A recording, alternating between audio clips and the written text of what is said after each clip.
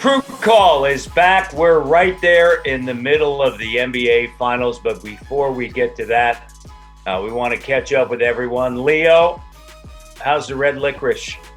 Hey, I got a handful. Just anybody want anything here, guys? Anybody want anything? You're killing it, Jack, right now. You're killing Jack. Are red vines. Yeah, red vines. Red vines are good. Jacko, how you doing? I'm doing great. I'm jealous of E. Smith. It looks like he's in San Francisco right now, though. Beautiful. He is. We're getting ready for Game 4. E. Smith?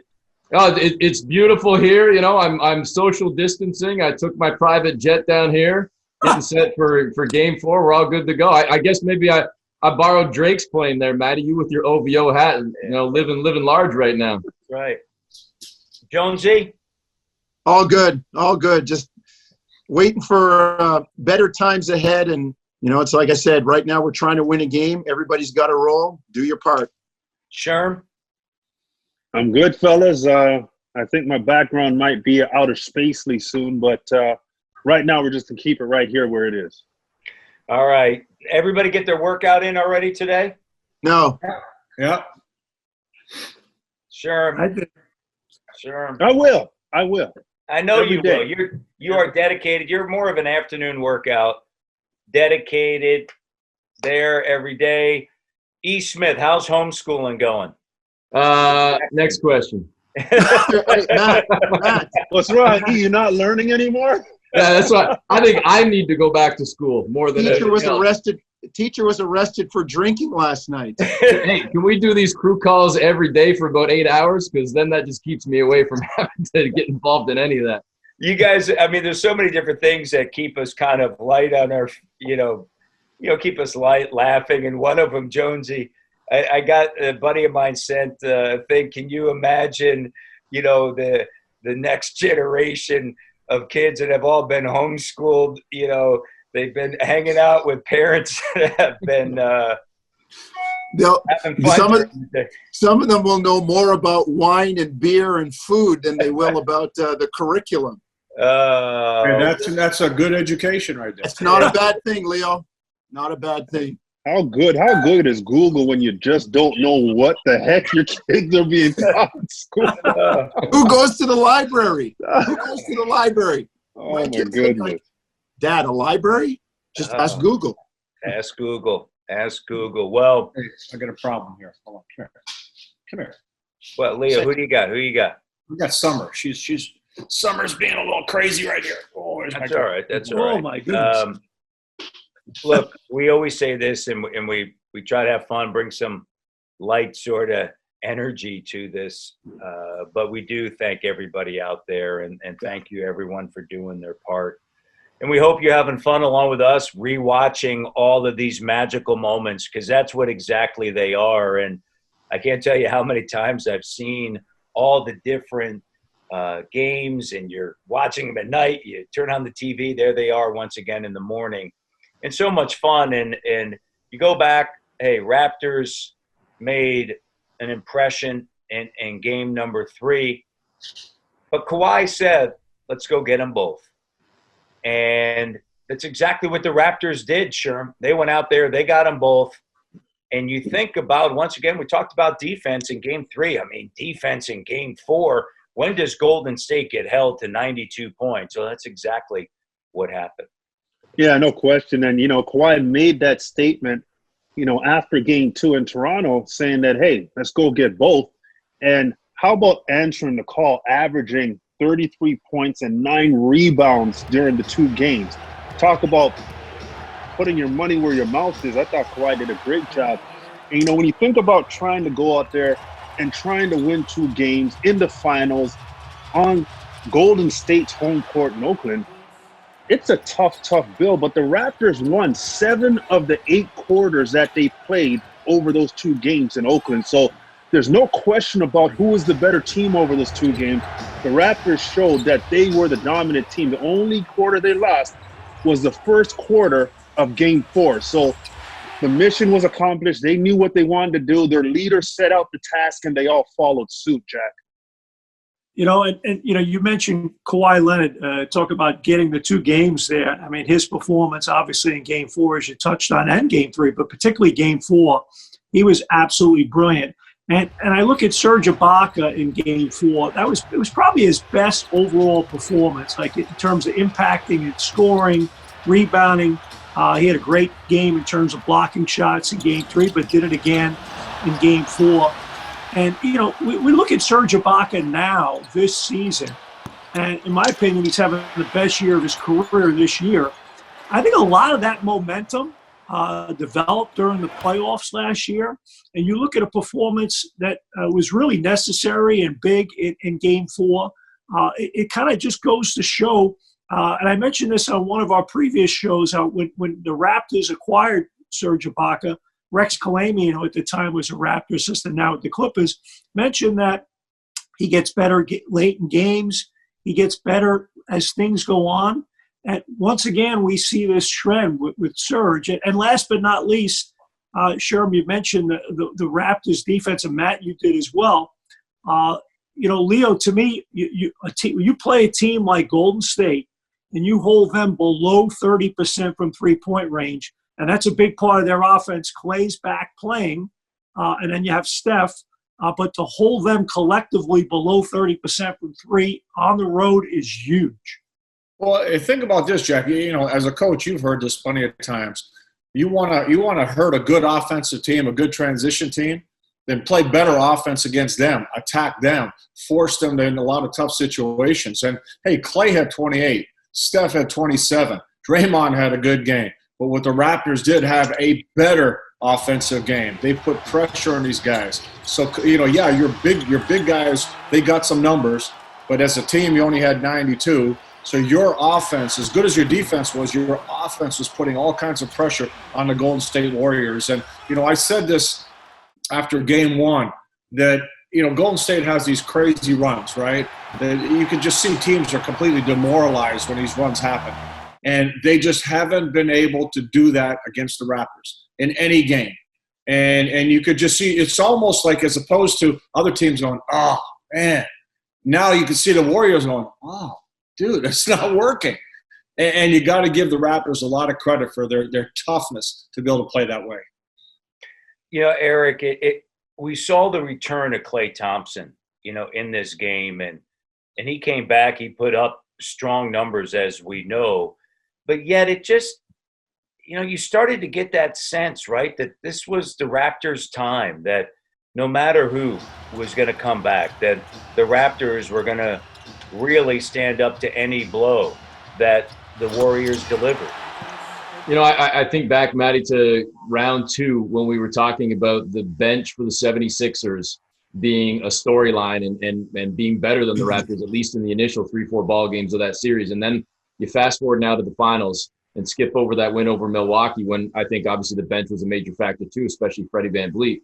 But you get to the finals, Toronto's depth, their second unit, their balance overall was better than Golden State's. And I think Leo said it in either last episode or a couple episodes ago, even if Kevin Durant's there. The depth overall, especially when you go to that second unit, Toronto had more weapons. So even with Thompson back in the lineup, Toronto still had more. They had more to go to. Even losing Fred VanVleet in the fourth quarter of this game, Toronto still had more to go to and more to throw at Golden State. And I think that ultimately is what proved to be the difference in going up 3-1, let alone the difference, Jonesy, when you see the dust settle after Game 6 and the Raptors winning the title. Toronto was the better team, and they had more weapons than what Golden State could use. And Steve Kerr knew it and could not come up with a formula to beat what Nick Nurse and the Raptors were throwing at them. Well, it's like I said in the last show, guys, it's like that old fighter that has garnered all that respect as a great champion, but the new kid on the block doesn't care. And, Leo, to your point about surviving the barrage from Golden State, Toronto got hit with one of those in game 2 and were able to chip away and almost won that game. In this game during the third quarter, it's Toronto outscoring Golden State 37-21. There's the barrage. You're punching us hard on the ropes. All of a sudden you duck and you slip one and you turn it around and you start wailing away. And I thought the Raptors, the theme for me in this one, being in the arena in the pregame and talking to people and walking around on the floor, the theme for me in this one from the Raptors was, this is the one we want. We came to get two. The first one has been done. Let's not be satisfied and say, okay, well, we got one back. We came to get two. This is the one we want. And, to the point about the third quarter, they came out of the locker room in that third quarter and established something, that big run, got a lead, and for the rest of the game just kind of held Golden State at bay. And again, I think it speaks to the confidence and the way this team played together all year, particularly on the road, Matty. Leo, we talk so much about those first 5 minutes of the third quarter, right? I mean, that when you look back so many games, it's a little bit of a cliche, but it's true. It's what direction are you going, right? And those first 5 minutes, Kawhi came out and it was a three and then another three. And it was like, you know what? We're living up to what we said. Right, Leo? Yeah, I mean, you could just almost tell that the way they came out, that locker room talk was simply, hey, we're taking this thing home right now. Okay, let's go. Let's get out of this locker room and just hammer them. And as Jonesy, the number was 37-21. Yeah. That's a monster third quarter. And remember where you're playing, right? I mean, this is potentially the last game in Oracle. That's one of the elite crowds in the NBA. It's loud. They're hip. They're cool. They know the game. And you're going in there and you're just taking it right to them. That was an impressive quarter. That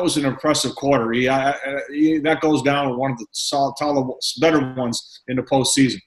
I'll tell you, to me, as impressive as the first 5 minutes were, and Matty, you said it with those two. There's an expression I want to use, obviously, where Kawhi came out and just said, "Hey." Well, that was what Freddie said, right? Those are the three, right? We all know what we're thinking here, or what I'm trying to say. But it was the last 5 minutes as well, because I remember, and I checked back to the notes. We all have our notes and stuff and whatever else, or just going off photographic memory here. Notes. 5 minutes left.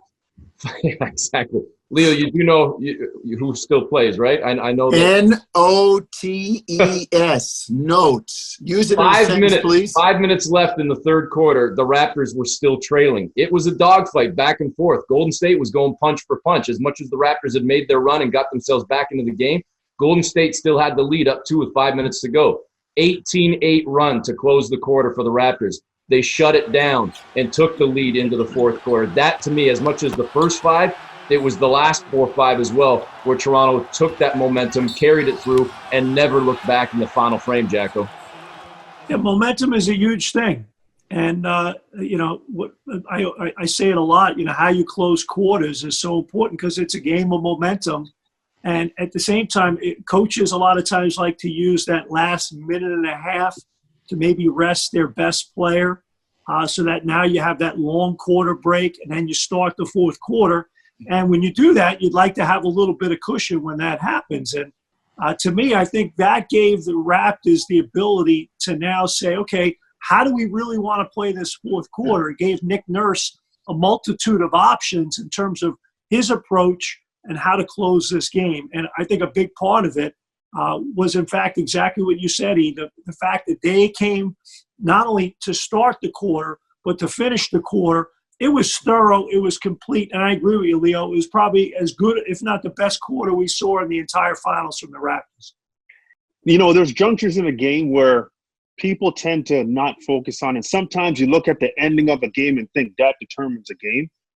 That third quarter, Kawhi Leonard played all 12 minutes of that quarter. Nick Nurse, Kawhi Leonard, that team understood that this was the moment in the game that they had to have impact if they were going to get the job done. And he was on the floor for every minute of that third quarter.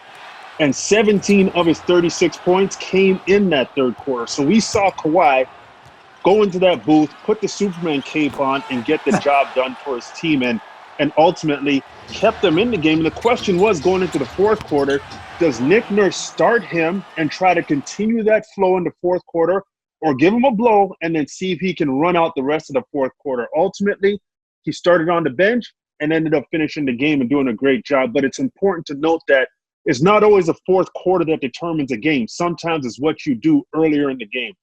But And Sherm, I'll jump in there in terms of the flexibility.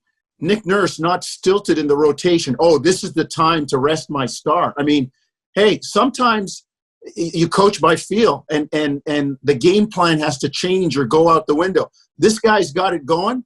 Let the run peter out. Let him go as long as he can. He played the whole quarter, and I'm not sure if Nick maybe even asked Kawhi, like, are you still good to go, or do you need a bit of a break? But, you know, all you guys have been out there, and Jack, you talked about it a few episodes ago, how Frank Vogel, it cost him his job in Indiana by taking Paul George out at the wrong time and leaving him on the bench.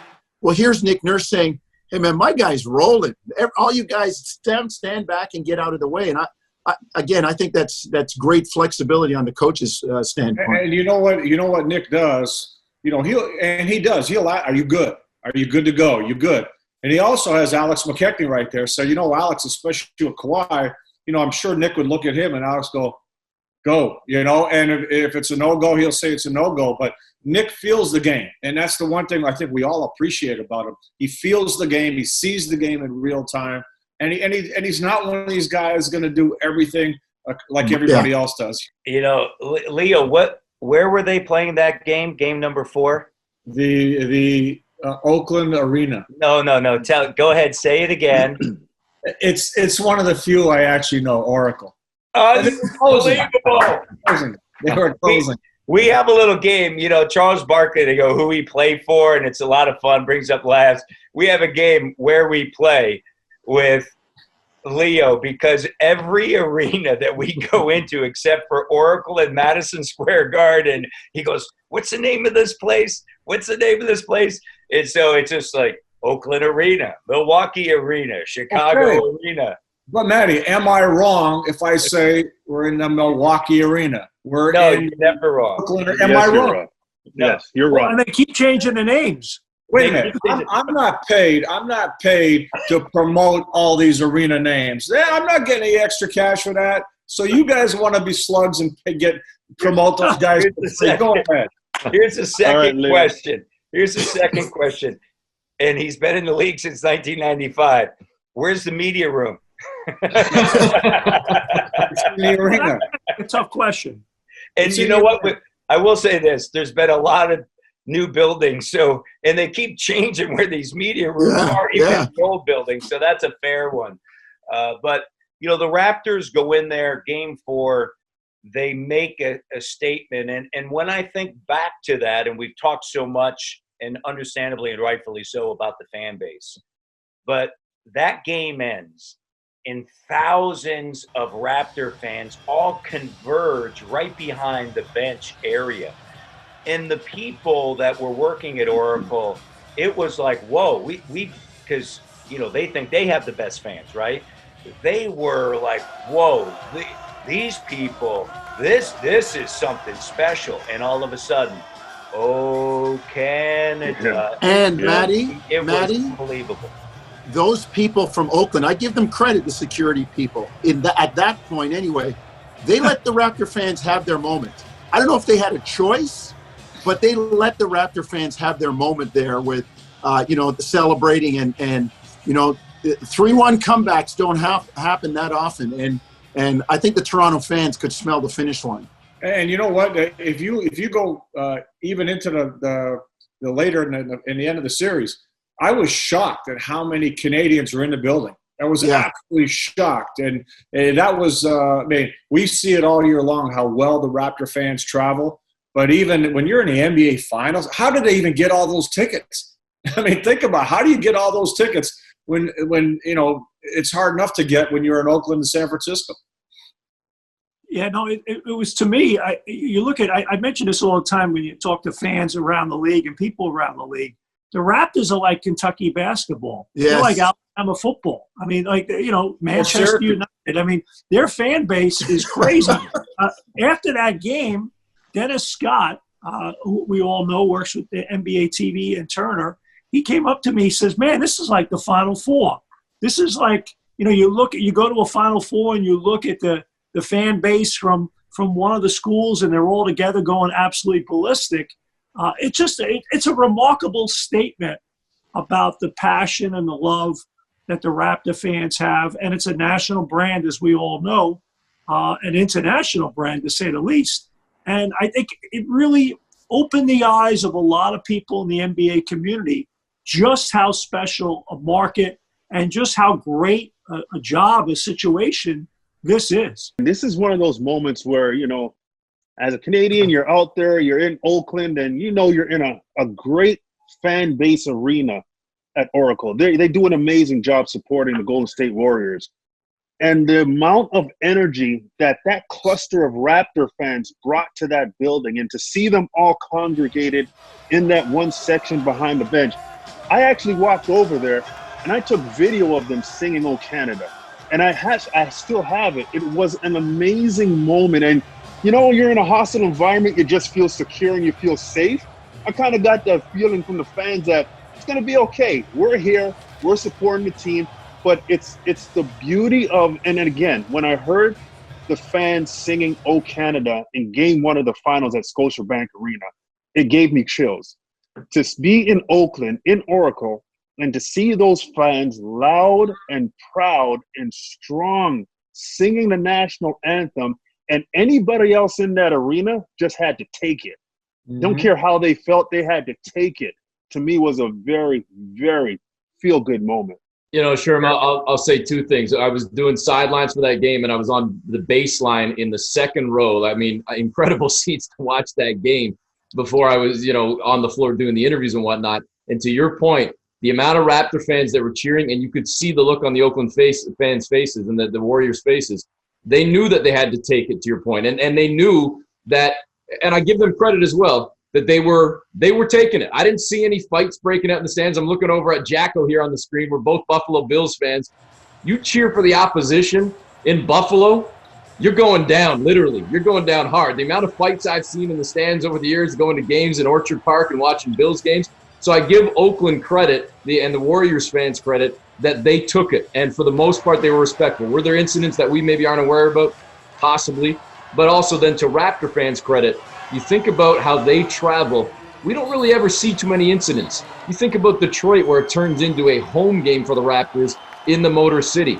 But they're respectful in terms of they cheer loud, they get after their team. But you don't hear many stories about people dropping, F-bombs or cursing or swearing or getting into fights or anything else. We're just passionate about our team, and we're going to make you know that we are here to be heard and we're the better team. And I think that it goes back to what Jonesy said about the staff in the arena at Oracle, letting the fans have their moment. But I think even the Warriors fans letting the Raptors fans have their moment, because they recognize that something special was going on. Well, you and Jacko, you need to stop being hooligans at Orchard Park and start feeding on people because they're cheering for other teams. There you go, Sher. Well said, Sher. Well said. You guys finally have a team to cheer for. But Eric, to your point, the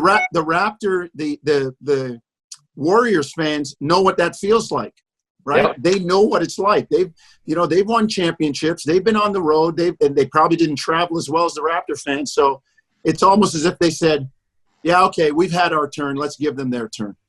And as we know, it didn't involve their fans, an unfortunate situation after game number 6 at Oracle Arena. And we know how that has played out.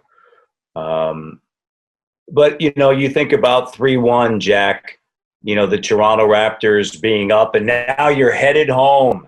And, there it is, Jacko, at your front door. Give us just a little bit of a taste and a teaser of what's to come here for game number 5 NBA Finals. Well, here's the thing to me. You're actually 5-1 because you beat them twice during the regular season. I'll never forget the next morning going to the airport, and we were getting on the charter and saying to myself, Raptors by far are the better team. They have 3 chances to win 1 game. They're going to do it. They're better than these guys. I don't care about Kevin Durant this or Kevin Durant that or Clay's condition or whatever the case may be. The Raptors are the better team. The only game they lost, they had a chance to win that game. Yeah. So bottom line for me going home was just a tremendous deal of confidence that the Raptors were the better team.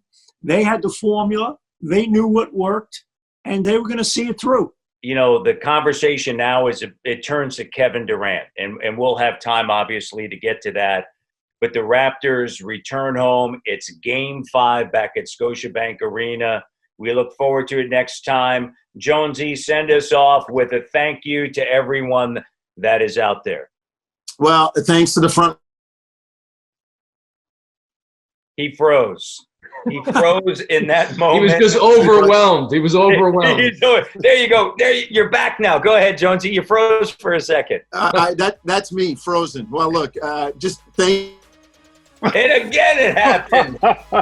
Thank you, everyone. He has no words. Prayers. Here we go. Social distancing. Raptors up 3-1. Let's go, baby.